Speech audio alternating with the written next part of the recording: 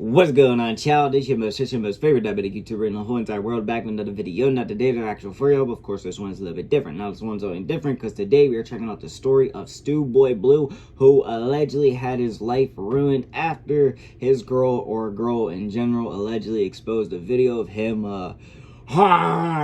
I mean, I don't know if it was to that damn degree, but basically him giving, you know, some halada to a Fanta bottle. Now, that's just kind of what everybody's saying, and honestly, I think it's kind of interesting just hearing that out loud, or hearing me say that shit out loud in general. But, like, yeah, of course, I'm just gonna be honest with Joe, I don't know who this is. I haven't heard about this. I haven't seen an actual video of him allegedly doing that, but at the same time, I get why people would say his life got ruined, / his reputation got ruined, because allegedly he is part of that life. Now, of course, I'm not, and I'm kind of just curious to know what is actually going on here. And also, I will say, I don't want to assume that he's, you know, zesty or anything like that, but if that is the case or scenario, I don't give a shit. Obviously, I'm not, but at the same time, it's not my life, and it doesn't affect me, so yeah, I'm just gonna say that out loud. Now, I also will say, shout out to Hood Horror Stories for video art reacting too, and you know, it's all love, no hate. Now, of course, I'm gonna make my jokes, be really honest, and I won't lie to y'all, I am typically an arsehole, but if it was hate, beef, or anything crazy like that, I'd straight up admit it. Now, one more time, all love, no hate. Alright, child, no more hesitations. Let's get into the video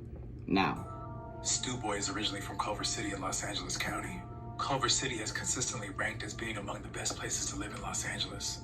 A vibrant community known for its blend of urban and suburban living. It's a hub for entertainment and media, with a rich history in film and television production, with the average home price going for $1.2 million. Damn! Stu Boy's childhood was rough from the jump.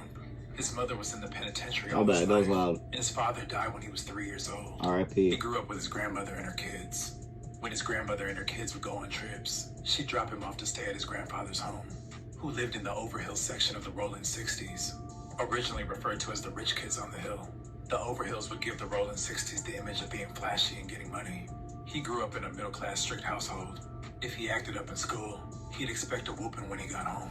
But by most accounts, he was a quiet kid.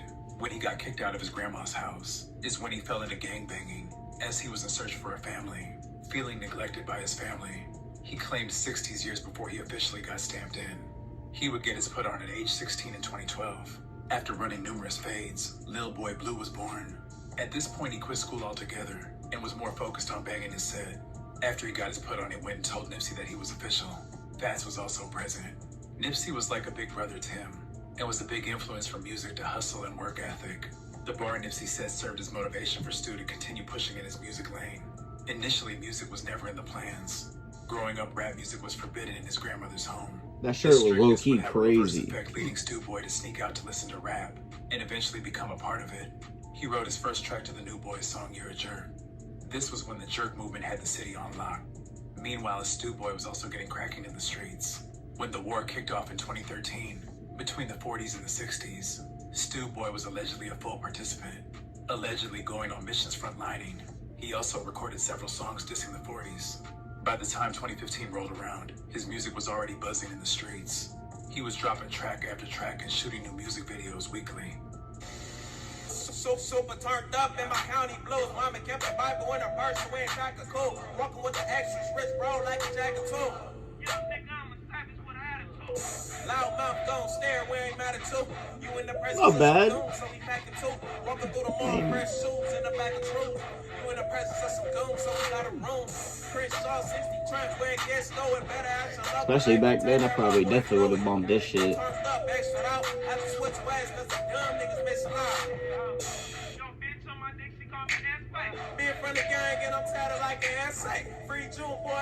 Nah, we fast forward just a little bit. You want me to react to it, I react to it, his though. momentum came to a screeching halt when he went viral in 2016. During this time, he had been in contact with a girl associated with the Inglewood families, who are one of the 60s main enemies. But Stu never met the girl in real life, and she didn't even live in Los Angeles. She was from Sweden. She had a thing for the Bloods, and Stu had an infatuation for her. He never met this chick in life, and she lives all the way in Sweden, but she's tied. Oh, what the fuck? I mean, low key, I guess Sweden's born. I don't know. Allegedly using There's a lot of questions there. With his mind gone, she preyed on his weakness. In March of 2016, the Swedish girl had Stu Boy doing various things on a FaceTime call. One of which including wearing women's panties and twerking for the camera. Another including sucking on an empty bottle of Fanta, then proceeding to take the bottle and play with his booty hole. His fans and viewers were shocked. Oh! He went off the deep rail and per her request. Okay, yeah, that shit way worse than just playing around doing some zesty joking and whatever with a bottle. Oh, hell no. He was I ain't judging, but God, hell no. Allegedly gave up his homies' addresses to enemies. Thank you for treating me like this, sissy. I am, my God. I really worship you, Miss Bang Bang. I swear to God, in my career. He gave up people too? You can end my career at any time. And Miss Bang Bang is my God, and I lick and worship the ground she walks on. I'm a nap bitch, and she's turned me into a sissy. She folded me and took my crib card. Whoa. Today is March 14th, 2016. Holy shit. And I worship Miss Bang Bang. She is my God. And today I'm giving up on gang banging because Bang Bang is taking my crib card and turning me to an IFG. After that hit the internet, all the motion he had came to a complete stop. He lost the streets. Wow. And many of the homies you saw him with turned their back on him. That same year, he would be arrested and charged with armed robbery. He would sit in the county jail for a year, then be sentenced to 8 years in prison. Damn. In the penitentiary, he had to squabble a ton. He'd be placed on a 50-50 yard. He'd go through a lot in prison, battling a drug addiction while fighting his inner demons. Despite being down, he continued to try and rap through it. So we fall, double O, we make it, triple it. We gon' fuck up the month. We want to see the look on their face, see the jealousy. They ain't want us to win.